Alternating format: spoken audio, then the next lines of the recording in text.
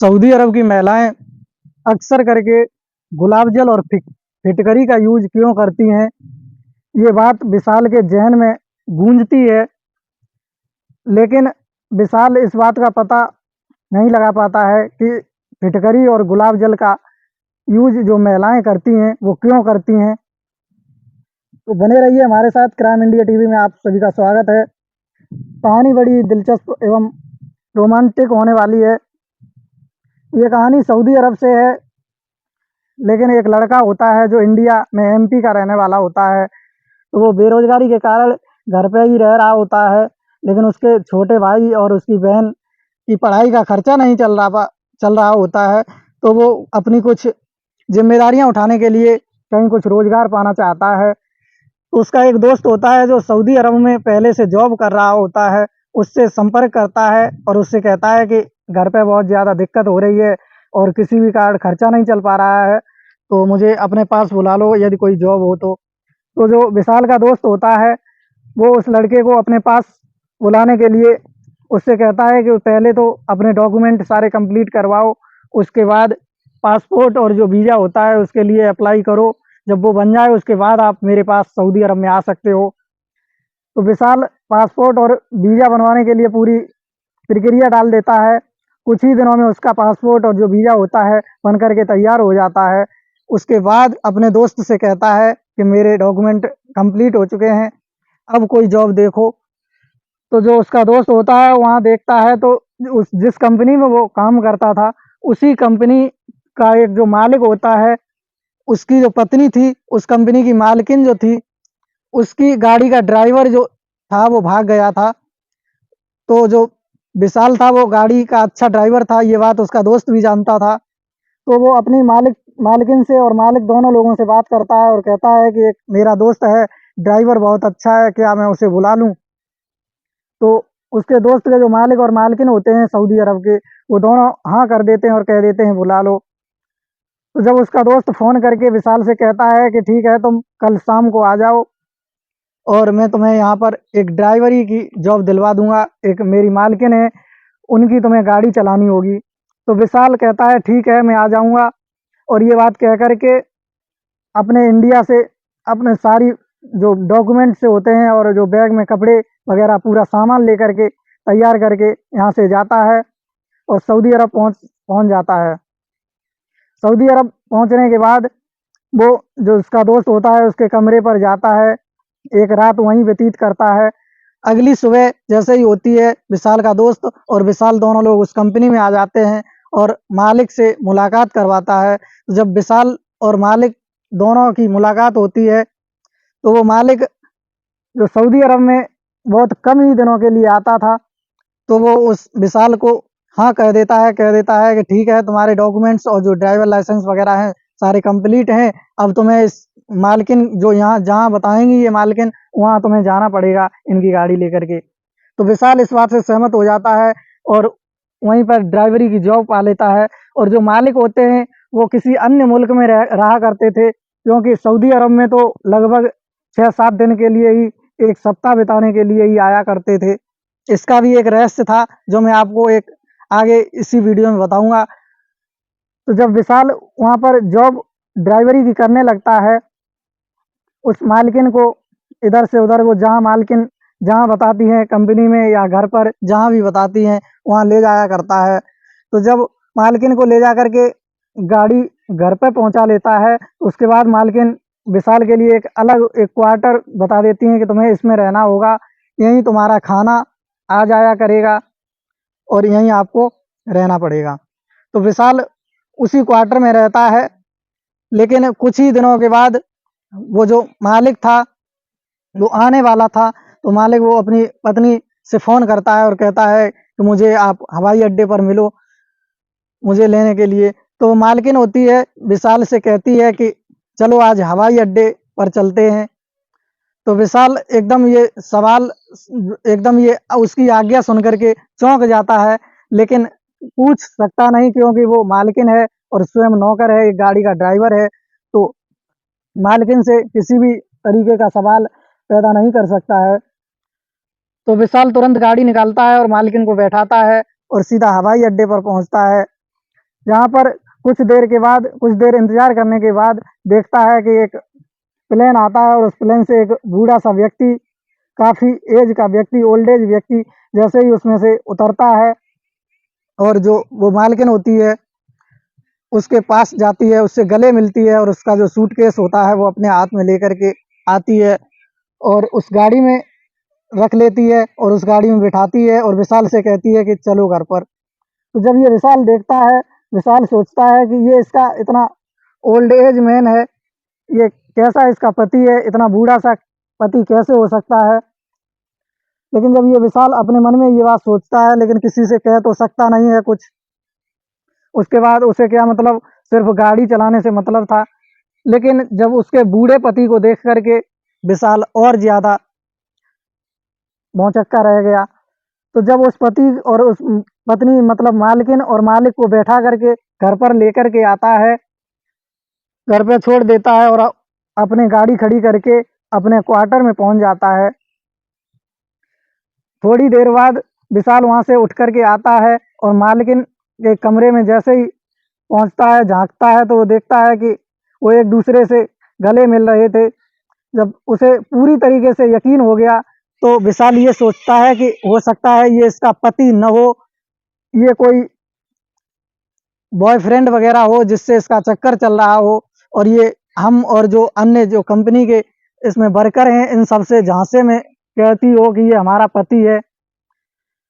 जब ये बात विशाल अन्य तरीके की बातें दिमाग में सोचता है तो थोड़ी देर बाद विशाल फिर वापस आकर के अपने क्वार्टर में आ जाता है, लेट जाता है। कुछ देर बाद मालकिन अपने कमरे से बाहर निकलती है और विशाल के लिए एक बेल बजाती है। विशाल बेल की आवाज़ सुन करके अपने क्वार्टर से बाहर निकल के आता है और मालकिन को पूछता है, क्या मैडम कहीं चलना है? तो मैडम कहती है कि नहीं, चलना कहीं नहीं है, तुम बाहर जाओ, जिस मेडिकल पे हम रोज जाया करते थे उसी मेडिकल के पास जाओ और उस मेडिकल वाले से कह देना कि वो जो मैडम है डेली फिटकरी और गुलाब जल लेकर के जाया करती हैं, वही फिटकरी और गुलाब जल दूना करके दे दो, क्योंकि आज हमारे पति हमारे यहाँ घर पे आए हुए हैं जो लगभग 1 सप्ताह 8 दिन रुकेंगे, तो इसलिए वो काफ़ी गुलाब जल और फिटकरी लेकर के आओ। तो विशाल तुरंत जाता है और उस मेडिकल वाले से कहता है कि उन मैडम ने फिटकरी और गुलाब जल मंगाया है, लेकिन जो जितना रोज ले जाया करती हैं उससे दूना करके दे दो, पैसे वो मैडम ही दे देंगी आकर के। विशाल उस मेडिकल वाले से कहता है तो मेडिकल वाला फिटकरी और गुलाब जल दोनों चीज़ें दूनी मात्रा में दे देता है और कहता है कि ले ले जा। जब विशाल वो दोनों चीज़ें लेकर के उस मालकिन को दे देता है, लेकिन अब उसके मन में ये सवाल और पैदा हो गया कि यहाँ की महिलाएं जो होती हैं वो फिटकरी और गुलाब जल का क्या यूज करती हैं, लेकिन किसी से कुछ पूछ नहीं सकता था। इस टेंशन में वो अपने क्वार्टर में पहुंचता है और अब फ़ोन लगा करके अपना जो दोस्त होता है उसका, जो उस कंपनी में जॉब कर रहा होता है, उससे बात करता है, उससे कहता है। तो वो लड़का भी कह देता है कि तुझे इन चीज़ों से क्या मतलब है, पता नहीं यहाँ की महिलाएं, मैंने अन्य महिलाओं को भी देखा है फिटकरी और गुलाब जल का बहुत यूज करती हैं, लेकिन पता नहीं क्या करती हैं इसका, और ना ही किसी को ये रहस्य बताया जाता है, इसलिए शांत रहो, तुझे अब सिर्फ अपनी ड्यूटी और गाड़ी चलाने से मतलब है। उसके बाद विशाल का दिमाग और चक्कर में पड़ता है, तो विशाल अपने क्वार्टर से निकलता है और उस मेडिकल के लिए जाता है। उसी मेडिकल में पहुंचने के बाद उस लड़के मेडिकल वाले से कहता है कि इधर आओ। तो जब वो मेडिकल वाला उसके पास आता है तो वो हंस के पूछने लगता है कि क्या उन मैडम ने फिटकरी और गुलाब जल और मंगाया है? तो विशाल कहता है कि नहीं, मंगाया तो नहीं है, अब की बार मैं ही अपनी मर्जी से आया हूँ तुम्हारे पास। मुझे ये बता दो कि जो फिटकरी और गुलाब जल होता है इसका यहाँ की महिलाएं क्या यूज करती हैं, किस प्रयोग में लाती हैं। तो जब मेडिकल वाला ये बात सुनता है तो वो कह देता है कि तुम्हें सिर्फ अपनी ड्यूटी से मतलब है, यदि उन्होंने और मंगाया हो तो हमें बताओ, मैं और भी दे दूंगा, लेकिन इस तरीके की बातें हमसे क्यों करते हो, ये अपनी मालकिन को ही पूछ लेना जा करके। विशाल वहां से भी निराश होकर के वापस लौट आता है और अपने क्वार्टर में पहुंच जाता है। थोड़ी देर बाद उठ करके फिर मैडम के कमरे की तरफ आता है और मालकिन को आवाज लगा करके मालकिन से कहता है कि मालकिन कहीं चलना है तो मालकिन और जो मालिक होते हैं वो दोनों लोग मना कर देते हैं, और जो मालिक होता है वो कह देता है कि अब ये मालकिन लगभग 1 सप्ताह तक अभी कहीं नहीं जाएँगी, क्योंकि अब हम आ गए हैं तो अभी घर पे ही रहेंगी। ये बात सुनने के बाद लगभग 1 सप्ताह बीतने को होता है। मालकिन और मालिक दोनों लोग गाड़ी में बैठ कर के विशाल से कहते हैं कि चलो गाड़ी उस कंपनी की तरफ ले चलो। तो उस कंपनी का दौरा करने जाते हैं। दोनों लोग उस कंपनी तक पहुँचते हैं। कंपनी में देखभाल करने के बाद लौटते हैं, कुछ शॉपिंग वगैरह करते हैं। शॉपिंग करने के बाद फिर वापस लौट कर के घर पे आते हैं। लेकिन जो शॉपिंग की थी उसमें सिर्फ़ उसकी जो मालकिन थी, उन्होंने अपने सिर्फ़ पति के लिए ही कुछ कपड़े और जो जूते वगैरह खरीदे थे, अपने लिए कुछ नहीं खरीदा था। अपने पति के लिए सब कुछ खरीद के शॉपिंग करके और पति को अच्छे से तैयार करके उनका बैग जो सूटकेस था, सब कुछ तैयार करके और अगले दिन उनकी जाने की तैयारी थी। तो अगले दिन विशाल से मालकिन कहती है कि चलो गाड़ी निकालो और हवाई अड्डे तक चलते हैं, मैं अपने पति को छोड़ने चलूँगी। तो विशाल गाड़ी निकालता है और अपने मालिक और मालकिन दोनों लोगों को गाड़ी में बैठा करके हवाई अड्डे तक छोड़ने जाता है। और छोड़ने के बाद उस मालकिन को अपनी उसी वापस गाड़ी में बैठा करके घर की तरफ आ रहा होता है, तब तक मालकिन विशाल से कहती है कि शॉपिंग करनी है हमें, अभी घर पर नहीं चलना है, सिर्फ़ मार्केट में चलो। तो विशाल वापस गाड़ी मार्केट की तरफ मुड़ा लेता है और वहाँ पर जैसे ही शॉपिंग करके मैडम कपड़े खरीदती हैं और अन्य जो घर का सामान होता है वो खरीदती हैं। लेकिन जो कपड़े खरीदने के बाद गाड़ी में उस विशाल को दिखाती हैं और कहती हैं कि देखो ये हम कपड़े लेकर के आए हैं, कैसे लग रहे हैं? तो विशाल कहता है कि हमें इन चीज़ों से क्या मतलब है, सिर्फ़ तुम हमारे सामने तो ये कपड़े पहनोगी नहीं, अपने पति के सामने पहनोगी, तो ये अपने पति को पूछ लो कि कैसे लग रहे हैं कपड़े, हमको क्यों पूछ रही हो? तो जो विशाल की मालकिन होती है वो एकदम विशाल पर गुस्सा जाती है और कहती है कि मैं सब समझ रही हूँ, वो औरत ही क्या जो एक लड़के एक व्यक्ति की मन की भावना अपने प्रति न समझ पाए। मैं सब समझ रही हूँ तुम्हारे मन में, तुम्हारे दिल में क्या चल रहा है। तो विशाल भी कुछ कहता है कि नहीं मैडम आप ये गलत सोच रही हो। मैं सिर्फ़ ये पूछना चाहता था कि इतनी एज के आपके पति कैसे हो सकते हैं? मेरे दिल में सिर्फ़ यही चल रहा था, लेकिन आप कुछ ज़्यादा सोच रही हो। ऐसा मेरे दिल में या मेरे मन में कुछ नहीं चल रहा है आपके प्रति। तो मैडम कह रही हैं कि ठीक है, यदि तुमने ये बात हमसे कही है तो सुनो, मैं तुम्हें बता रही हूँ कि इतने एज के पति हमारे कैसे हैं कि मुझे अपना जन्म या अपनी माता-पिता कुछ नहीं मालूम कहाँ कैसे हुआ था। मुझे किसी वेश्या ने कहीं से या तो चोरी कर लिया था या कैसे भी करके किडनैप करके मुझे एक वेश्या ने अपने वेश्यालय में वेश्यावृत्ति का काम करने के लिए ले आई थी। तो वो वेश्या मुझे मेरे ऊपर बहुत खर्चा किया उसने, बहुत अच्छा खिलाया-पिलाया क्योंकि मैं जल्दी बड़ी हो जाऊँ, और जो वेश्यावृत्ति का काम होता है, वो करवाने के लिए मुझे पाला-पोसा और जल्दी बड़ा किया। लेकिन कुछ ही दिनों में जब मैं पहले से ही काफ़ी खूबसूरत थी और हष्ट-पुष्ट भी थी, तो देखने में भी बहुत खूबसूरत लग रही थी, जल्दी बड़ी हो गई। लेकिन जो वो वेश्या थी, वो अपने ही वेश्यालय में वेश्यावृत्ति का काम कराने के लिए मुझे उसने भेज दिया और खुद भी काम करती थी। वो काफ़ी पैसा कमाती थी, लेकिन मैं वहाँ से भागना चाहती थी, लेकिन किसी भी प्रकार से उस वेश्या ने मुझे भागने नहीं दिया। जब मुझे वेश्यालय में छुड़वा दिया, मेरा पहला ही दिन था, तो उसमें तो नए-नए रोज़ ग्राहक आते हैं और वेश्यावृत्ति का काम करते हैं, गंदे-गंदे काम करते हैं, वेश्याओं के साथ, लड़कियों के साथ, और वहाँ से चले जाते हैं। लेकिन उसमें मेरे पहले ही दिन में ये जो पति आज मैं जिन्हें अपना पति मान रही हूँ, यही पहले ग्राहक बन कर के मेरे लिए काफ़ी पैसे दे कर के मेरे साथ वेश्यावृत्ति का काम करने के लिए आए थे।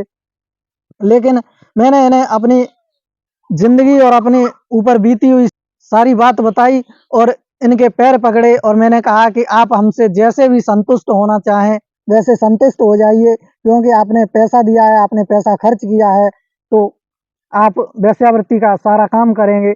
लेकिन किसी भी तरीके से आप और भी पैसा खर्च करके या कुछ भी करके कृपया करके मुझे इस वेश्यालय से कैसे भी निकाल ले चलो, यहाँ से मुझे बचा लो। मैं ये ज़िंदगी नहीं जीना चाहती हूँ, लेकिन मजबूरी में मेरी या तो किडनैप करके या कुछ भी करके मुझे इस वेश्यालय में भेजा गया है। तो जो ये हमारे पति हैं, इन्होंने और भी पैसा खर्च करके मुझे पूरा इस वेश्यालय से खरीद लिया और खरीदने के बाद अपने साथ बाहर निकाल लिया जब वेश्यालय से। उसके बाद इन्होंने हमसे कहा कि तुम अभी एक कम उम्र की लड़की हो और मैं काफ़ी उम्र का व्यक्ति हूँ, तो जब मेरी जवानी ये ढल जाएगी, तब आप पर जवानी आएगी, तो तुम एक जवान लड़की होगी और मैं एक बूढ़ा व्यक्ति होंगे, तो आप हमसे प्यार नहीं करोगी, किसी अन्य लड़कों से प्यार करोगी। तो मैंने इनसे ये वादा किया था, ये कसम खाई थी कि मैं तुम्हारा साथ, क्योंकि तुमने मुझे इस वेश्यालय से, इस गंदी ज़िंदगी से बाहर निकाला, तो मैं तुम्हारा साथ कभी ज़िंदगी में नहीं छोड़ूँगी। चाहे आप कितने भी बूढ़े हो जाएँ, कैसे भी हो जाएँ, मैं सिर्फ़ तुम्हारी ही रहूँगी।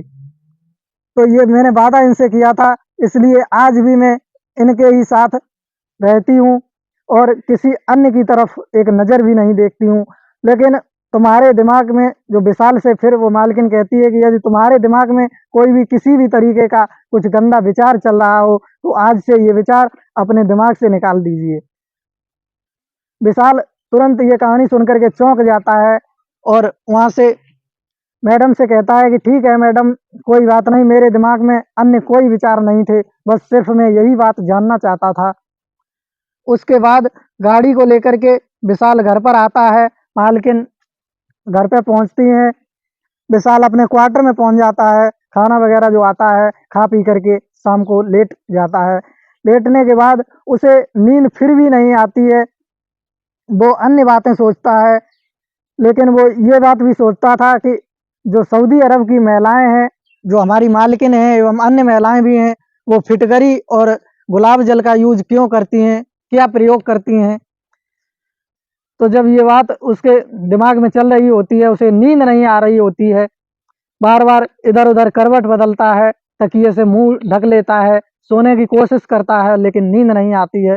थोड़ी देर बाद उठ कर के बैठ जाता है, ऐसे ही करके पूरी रात बिताता है। सुबह होते ही वो अपने क्वार्टर से बाहर निकलता है और मैडम के कमरे की तरफ जाता है, कमरे की बेल बजाता है, तो मैडम जैसे ही कमरे के बाहर निकल के आती हैं, तो विशाल को आँखों में नींद भरी हुई देखती हैं।